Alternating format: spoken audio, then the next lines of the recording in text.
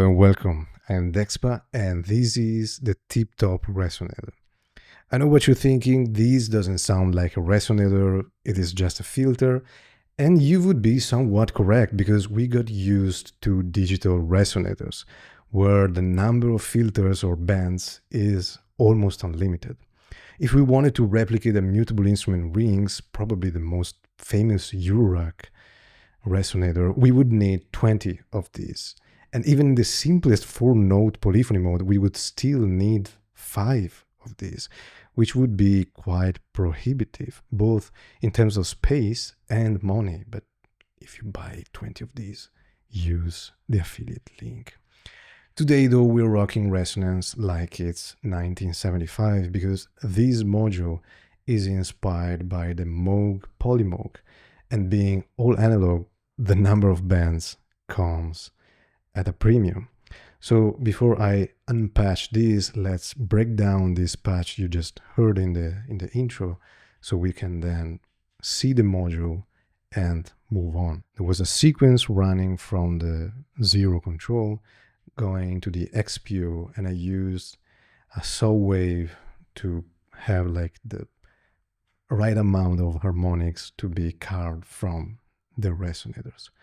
There was some modulation going from, let's say, LFO territory to almost audio rate, going into the DXG as an attenuator in the central band. Then we had the sub oscillator from the XPO, again going into the expand, just used as an attenuator, going into the lower register, lower filter of the resonator. And just outside of the frame I have a press point, so still from make noise, so just like one channel of the zero control where I was modulating the upper filter with my thumb with some hands-on control. So then just quickly into the mimeophone, clocked with the zero control and out.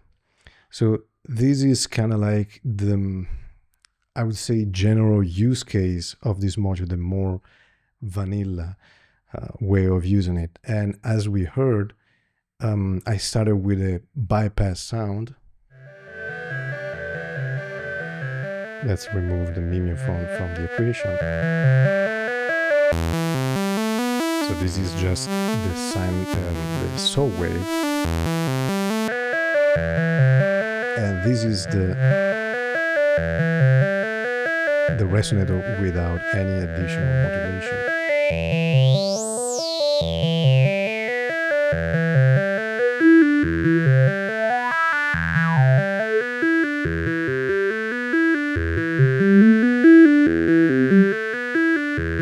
Now again with the modulation. So we have the spectrophone, LFO,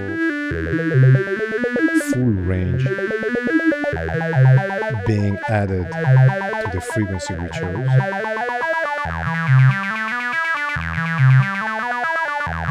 Going from LFO to audio rate. Some very interesting results.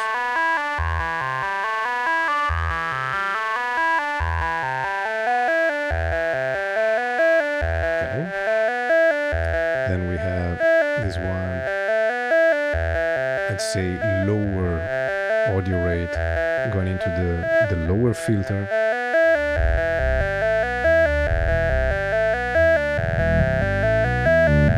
With a very nice effect because it is obviously tracking the note of the input, so there is a relation in the modulation. And if we find a nice spot where it entering and exiting the resonance area, some very nice bubbly effects. Bandpass, low pass, high pass.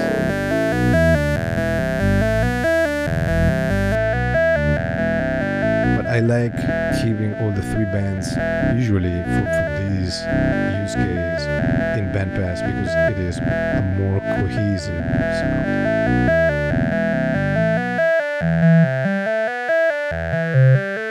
Okay, and now let's hear the upper band.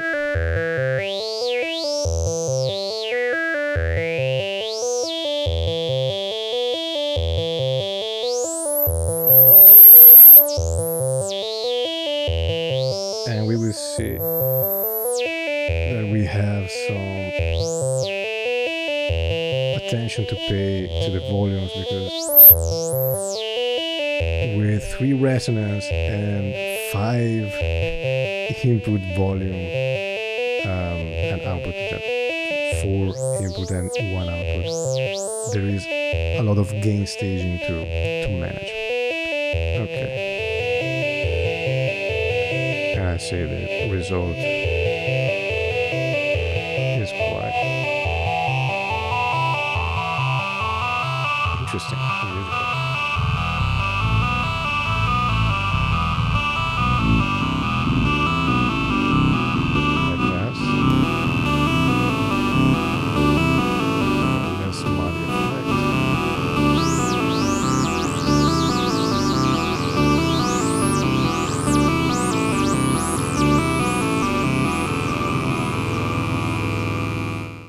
And I always love to create patches kind of like this. So like we have 2 ranges. One is somewhat synced, one is free running, and the third one that unfortunately I do not have a proper lens to show you the whole case from this spot, but one that is manually, humanly operated.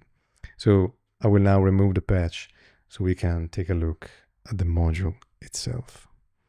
So here it is, the TipTop Resonator. Once again, hello, I'm Dexpa. Okay, YouTube do this. We are getting 3 bands of this because, again, this is coming straight out of the Moog PolyMoog. And in the past, it was used to kind of like an advanced EQ for rich pads. And that's where this would belong, because this is part of the TipTop Audio polyphonic art system, as you can see from the layout and the color scheme. I do not have that. I still wanted the color scheme, so I put it in my make noise rack. But this would really deserve a polyphonic patch in order to shine, because for many patches we could even say like, okay, we can just use Q-Pass, that's even stereo, but the power of this is to have maybe like 3 slow running LFOs and move up and down in a more subtle way than the one I presented in the intro at the beginning of this video. But okay, let's see the module itself. We are getting 3 bands, which are split for frequencies because they are somewhat fixed in their respective band. We have from 60 to 300 Hertz, 300 to 1500, and 1500 to 7500. They are all addressable via CV in frequency, in emphasis, which is resonance. And please note that it doesn't auto oscillate, so we cannot use this as a chord generator of sine waves. And each of them also has a gain knob. So in a sense, this is an EQ, because an EQ is an array of filters with control over volume and the cut and all the part. And a filter bank is also a bunch of filters, which is also an EQ. So again, names for kind of the same concept. On the bottom right, there is the switch controlling the bypass, as you saw and heard me doing before. So we can keep the resonator constantly patched and switch it on just when needed. Not gonna lie, I would have loved a CV control for that. since there is no wet and dry control anywhere on the module, so even these individual gain controls are simply for the input volume getting into the filters, and there is no mix knob inside. So if we wanted to hear both the filtered, resonated, and the unaffected signal, we would need to separate the signal going in and then out. On the bottom left, we have the control over the input and output gain. And again, these are not mixes, they are gain controls. I think guitar pedals got us a bit confused with the naming schemes, but they are gain, and you will kind of have to set them with some finesse, because you do not want very high jumps in volume when you switch the bypass. So you will kind of see where resonance leads you, because obviously, as mentioned in the official manual, the right spot is around 80% for let's say a general gain staging, but you will have to make do with the resonance and phase the way you are and the kind of sound you are inputting in, and the kind of filter you are using. The filters are identical except for the frequency range, and on the right there is the mode selector.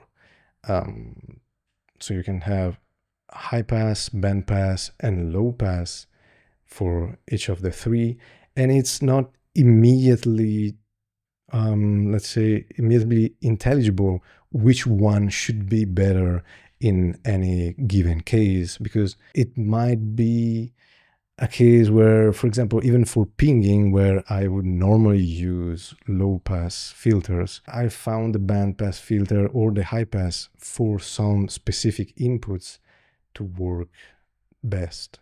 So you will kind of have to try a bit, trial and error, and just have fun. I mean, Eurorack is the playground for trial and error and experimentation. So that's it for the crude explanation, because actually there isn't much more to this module. This is just 3 filters, input and output, bypass, and each of the filters is actually 3 kinds of filters. And again, you can even think of it as an EQ. If you do not want to buy it as a resonator, you can buy it as an EQ with very nice control over the frequency and the resonance you're putting in, and also the gain. So quite a useful EQ for what it's worth. Now that we saw the layout of the module and my crude explanation of what a resonator might even be, what can we do with it? The most basic, but also the most versatile and charming way of using this module is, unsurprisingly, the way it was intended to be used, to emphasize or carve out frequencies in rich pads. Remember, this comes from the Moog PolyMoog.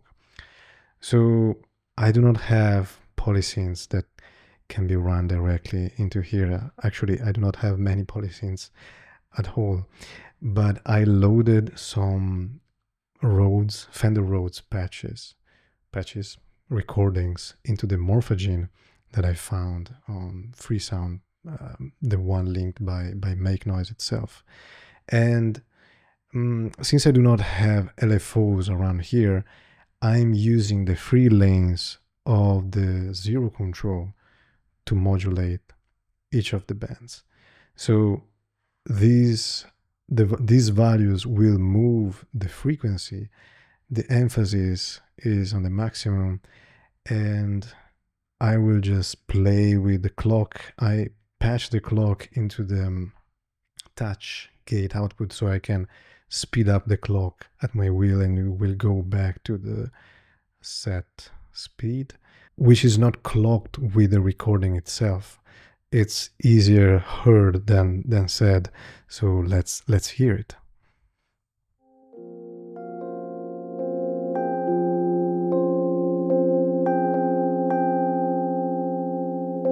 this is the recording played at normal speed, no modulation on the morphogene, and this is in bypass. So let's put it.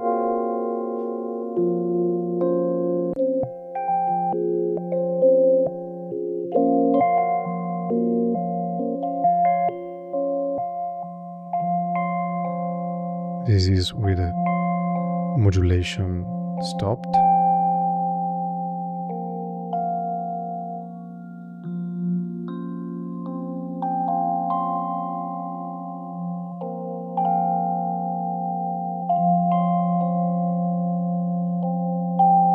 And now we can move it from very slow.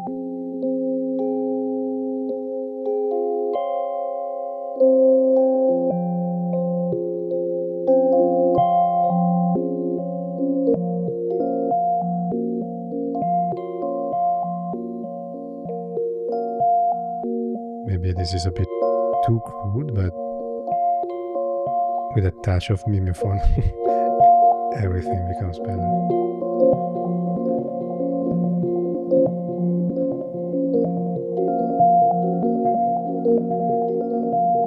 And if this is too harsh,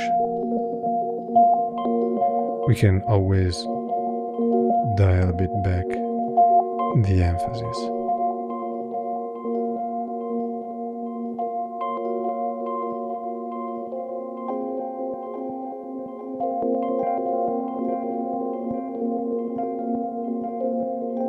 I also wanted to use the zero control because it is like a super LFO that we can run in any direction we want, at any speed we want.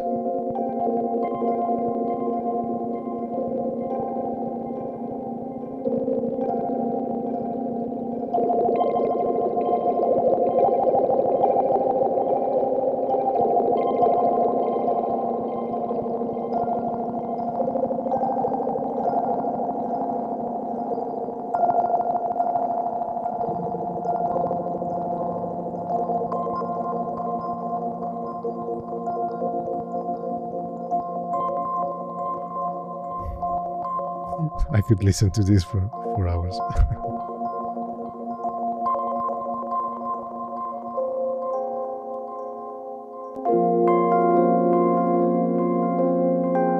And this is where we started.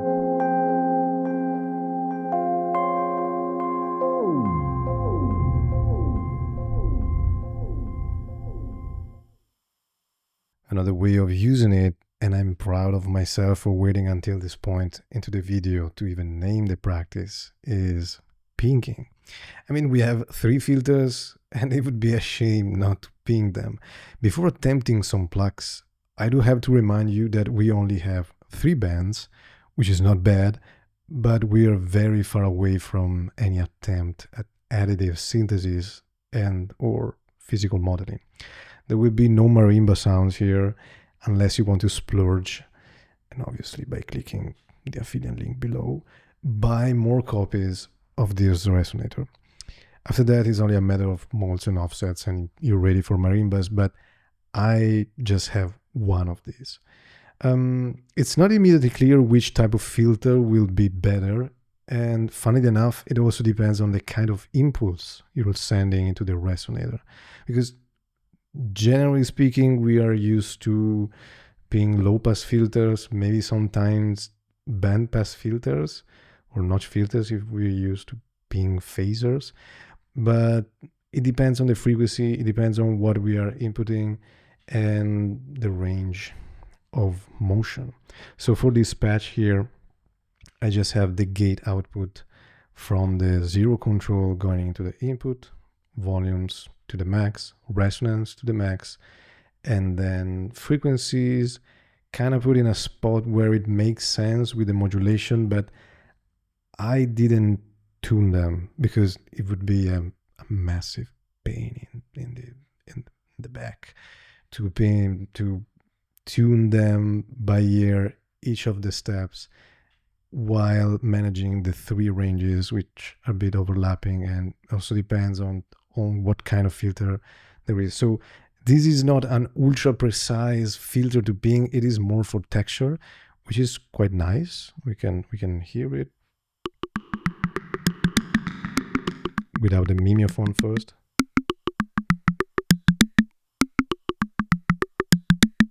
Very nice, almost marimba-like already. If we only had more bands.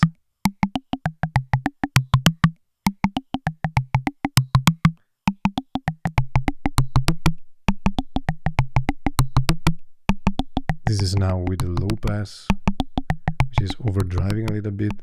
It gives more body to the sound.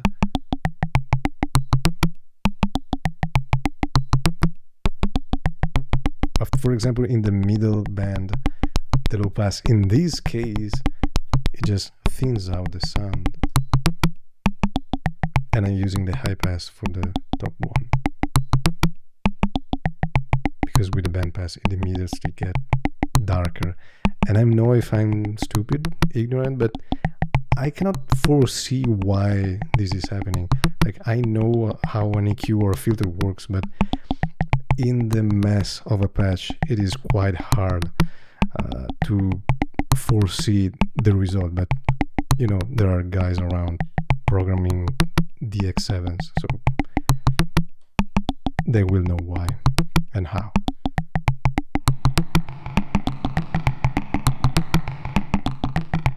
And this would be a very nice situation to modulate the mimeophone too.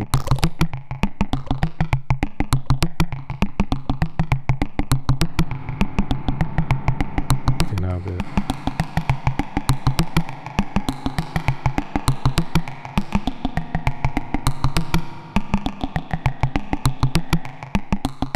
and obviously playing with the tempo.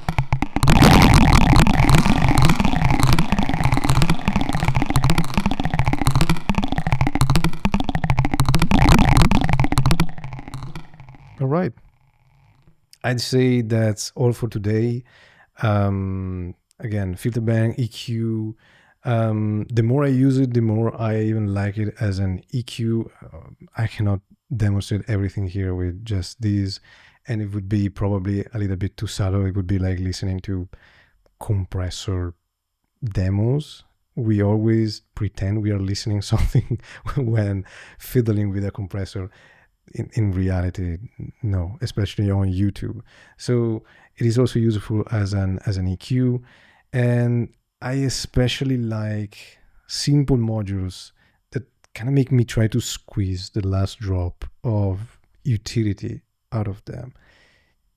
Almost perfect. I just wish it had the CV on the bypass, but I suppose we can just route, for example, the unaffected sound here and the resonated sound here, and just use this crossfade to just get both of them, and then we have the CV on that. But that's another module. Very nice though. Just get wild with patching a single control and 3 bands and mixing and matching them. So I am Dexpa.